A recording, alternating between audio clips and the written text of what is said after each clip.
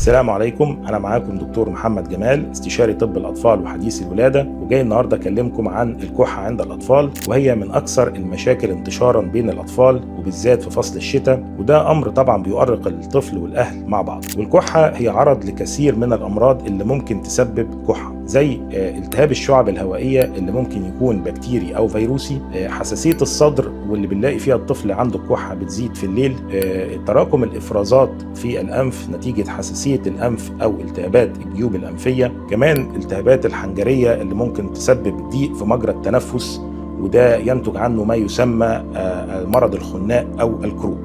كمان ممكن تكون الكحة دي ناتجة عن أمراض خارج الجهاز التنفسي تماما، زي الارتجاع واللي بيحصل بالذات في الأطفال الرضع.